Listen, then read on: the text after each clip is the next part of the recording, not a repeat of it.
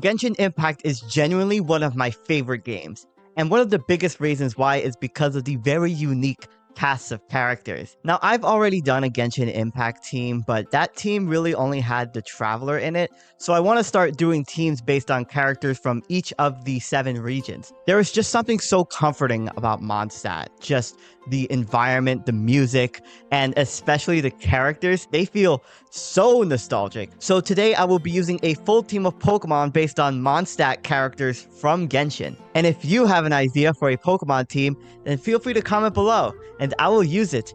And if you like this kind of content, feel free to subscribe. And now, without further ado, let's talk about the Pokemon that I chose and why I picked them. So Mondstadt is a very iconic region, and it also has quite a lot of characters, so I have 2 teams of Pokemon. Why don't we start with the first 3 characters that you get in the game, starting with Amber. Now, I decided to go with Scorbunny for Amber. I know that Cinderace technically matches her proportions more, but I thought Scorbunny was a really good fit because it looks closer to Baron Bunny. I thought Scorbunny was still a Pokemon that matched her energy anyway. Next is Kaya. Kaya was a pretty hard character to come up with a Pokemon for.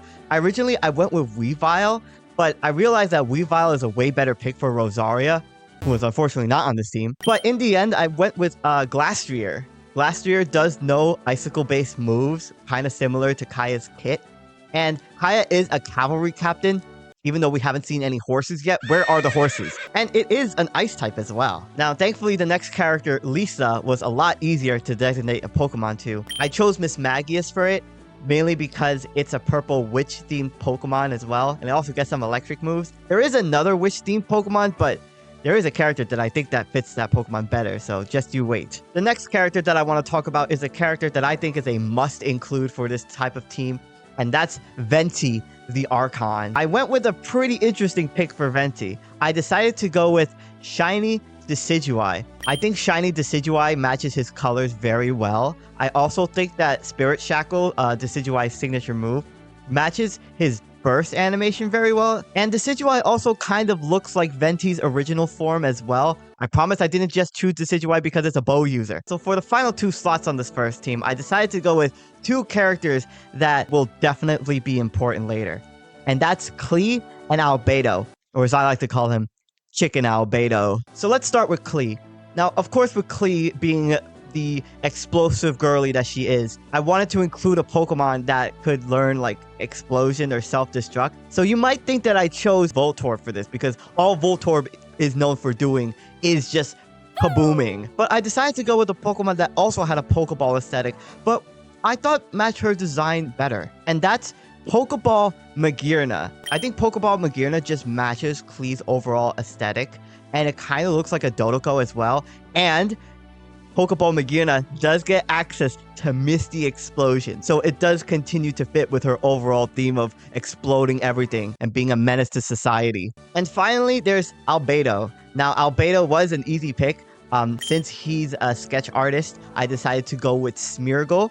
And the Smeargle set is pretty interesting because I have Ancient Power on the Smeargle because Albedo is like, feel this ancient power whenever he's using his burst, right? So I thought it was a pretty interesting addition to his moveset. And it also gets boosted by Technician. So that's extra bonus points. It's gonna be crazy. So now let's talk about the second team of Pokemon that I'm using. So let's start with another character that you can get for free, Barbara. Very underrated character. For Barbara, I decided to go with Brionne. I think Primarina matches another character very well, so I decided to go with Brionne. Since it still has that singer kind of vibe to it, I also gave it Perish Song because it's a very musically based Pokemon. And of course, if I'm including Barbara, I have to include her sister, Jean, who is also a very important character to Mondstadt. Since Jean is referred to as the Dandelion Knight, I decided to make her Jumpluff. Eldegoss maybe would have been my choice, but Eldegoss is not in Scarlet and Violet, so I had to go with Jumpluff. Now, the next Pokemon that I included was another standard banner character, and that's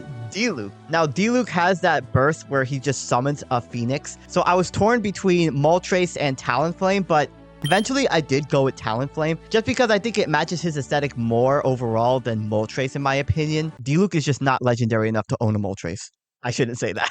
Now, the next 2 characters that I'm including are 2 of my favorite Mondstadt characters that I had to include on this team. And that's Mona and Fischl. I love these two. Now let's talk about Mona first. I did allude to this earlier. I think that Mona is the better pick when it comes to Hatterene personally than Lisa. Hatterene doesn't get any water moves, but I do have Terra Water on it with Terra Blast.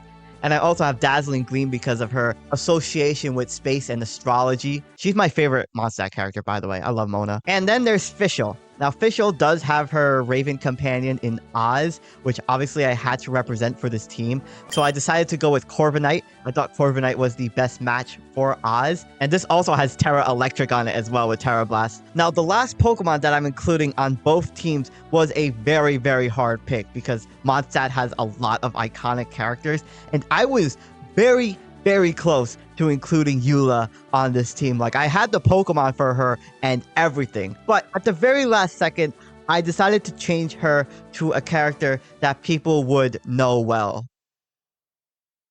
It's Noelle. Now, the reason I included Noelle was because she's also a very iconic character, considering that she's on the very first Wish banner in the game. Like, you could get her pretty much guaranteed if you pull on that banner. So I decided to include her, and of course, she had to be represented by Indeedee Female, which is also a made Pokemon. It feels like that Pokemon was made for her. And also, I'm running max defense on that because Noelle scales off defense. So that's the two teams of Pokemon that I'm working with. And these are all of the Pokemon that I would give to all of the other characters that weren't included. I couldn't include these characters either because their Pokemon weren't in Scarlet and Violet, or I just didn't have the overall space for them. Hope you enjoyed this little team building segment. This is the first time that I'm doing this, so please leave any feedback if you have any feedback. I would really appreciate it. And now let's just get right into the battles.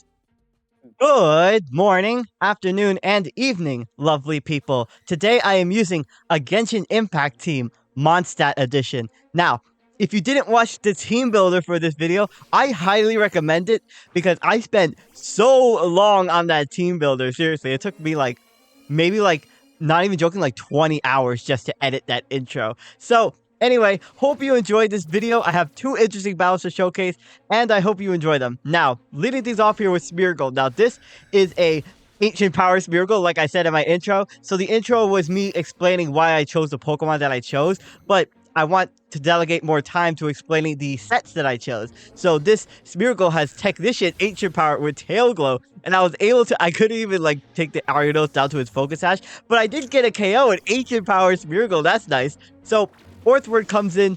Oh my gosh, this Pokemon is a big wall to me because I have Ancient Power and Earth Power, and it has Earth Eater, so I can't really use ground moves on it. So I thought, well, it's really scary if this Pokemon is able to pass off a Shed Tail. They have some really terrifying Pokemon on the team, so I'm going to go for the Spore and swap in my Mismagius for Lisa. So this Mismagius, I had to include electric moves on this, so this is a Thunder Wave Thunderbolt Mismagius with Terra Electric.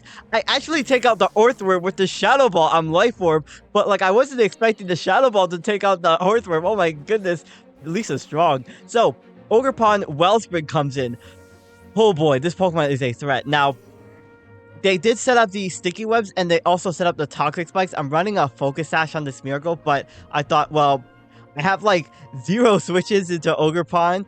And what's worse is that they end up terrestrializing their Ogerpon as well. So now they're going to be pure water, and they're going to get that special defense boost because of the embody aspect. So I was like, well, obviously I don't see any point saving my Smeargle. I was able to get that Ancient Power KO at the very least versus an Ariados. Wow. So they're going to go for the Horn Leech. That takes me all the way down to my Focus Sash, but the poison damage is going to be enough to take me out next turn. So I thought, well, I'm not sure what to swap in here, but I do have my Decidueye for Venti, and I thought, well, this is a good time for me to send this in. I could do some good damage, and I resist both of their stab moves at the very least. So this is a mixed Decidueye. This has Hurricane and Leaf Storm, because I thought those were very fitting moves for the Archon of Anemo. And I have U-Turn on this, and I have Spirit Shackle because it looks like his burst, right? At least it does in Sun and Moon. In this game, maybe not so much, but in Sun and Moon, it looks a lot like it, especially with how it charges its bow attack, right? So going for the Leaf Storm on the Garchomp. I wasn't sure what this Garchomp was going to do. I really didn't have many good switches into it, and you can tell because I swapped in the Steel type versus this thing.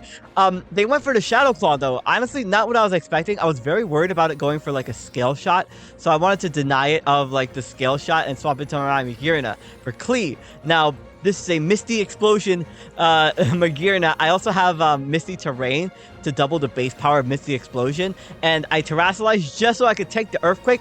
Unfortunately, it knocks me just barely out of Custap Berry range.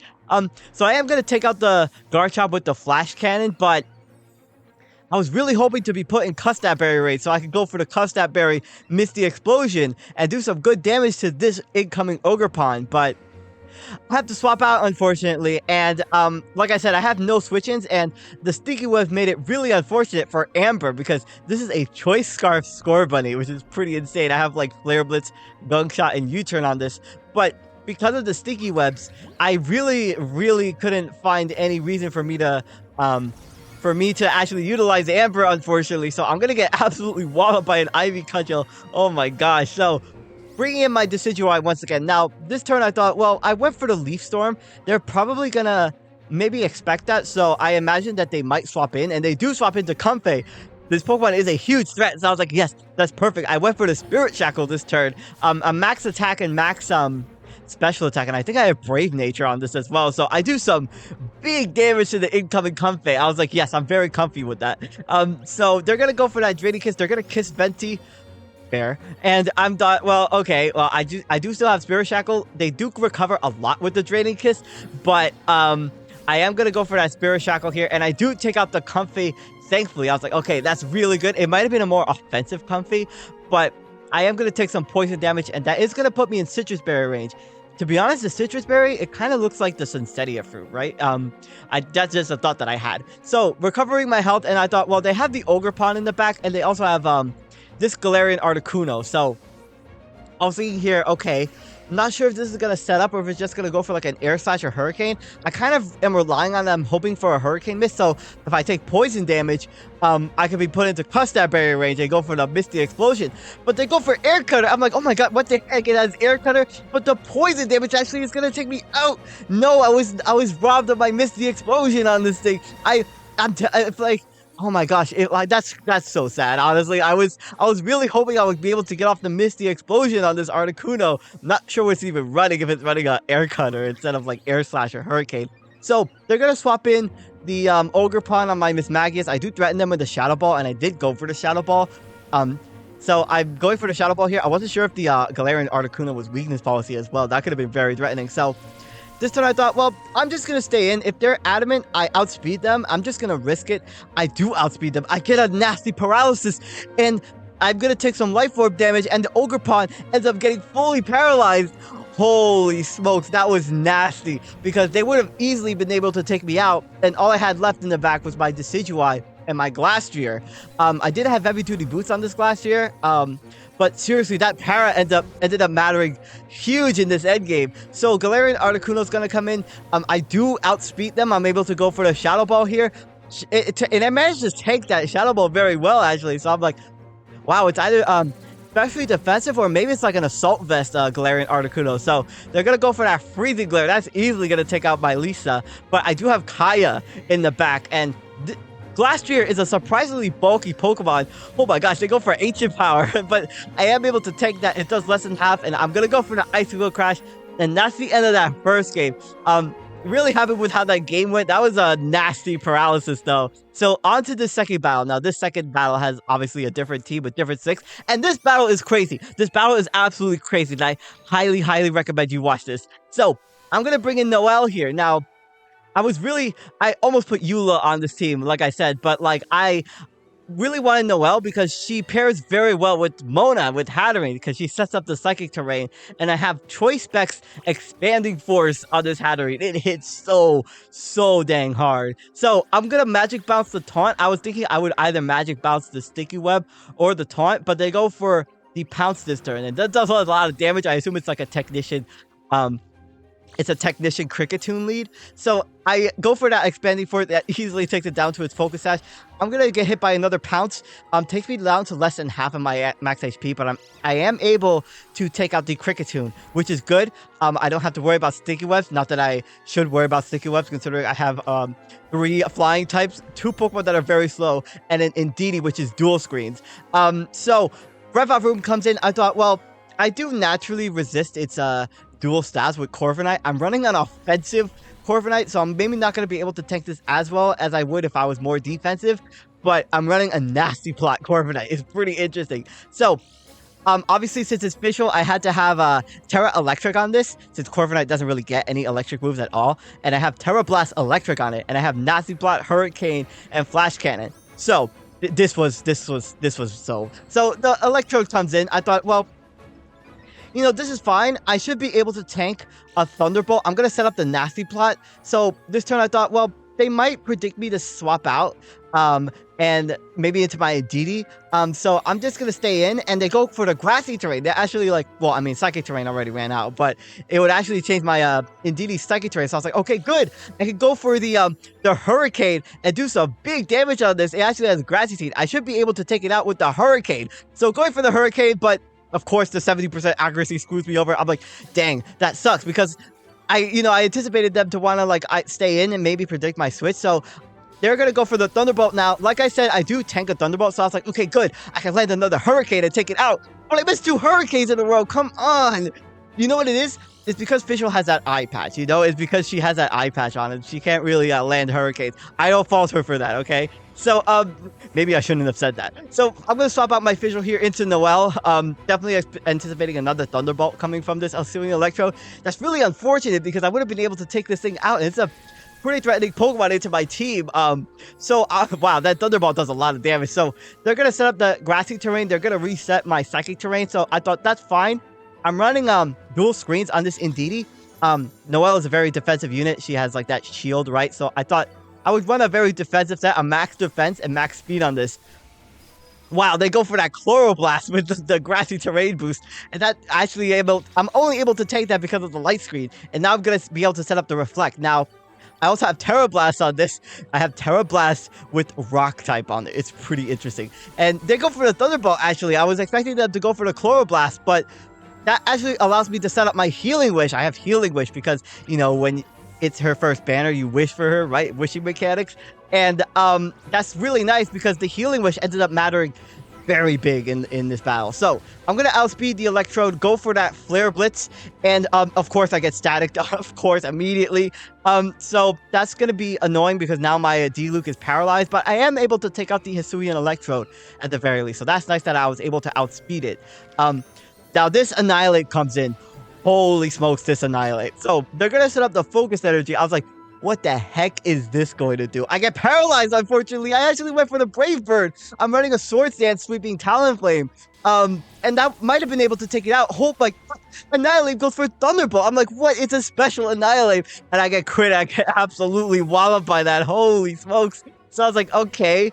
This is actually kind of a huge threat into my team if it has, like, I was thinking it might have Overheat, you know, because with Scope Blends and Focus Energy, you could, like, constantly go for Overheats, and, like, you don't have to worry about the special attack drops. But it goes for the Shadow Ball, and that crit does so much damage. Oh my gosh. It's, like, ignoring my dual screens as well as countering me. So they're going to Terrasilize into the Electric type, which is very unfortunate because I went for the, I have a Swords Dance, Acrobatic set on this, and I have Seed Bomb and Strength Sap. I'm actually not running an item on this just to get the full base power of Acrobatics, but even with that full base power, it just does nothing. So they don't get a crit on the Thunderbolt at the very least. So I'm like, okay, that's good. I can go for the +2 Seed Bomb. It does some okay damage. Jump Bluff really doesn't have the best attack in the world, even though I'm max attack and it's Jean. She's supposed to scale off attack, but she's a healer, right?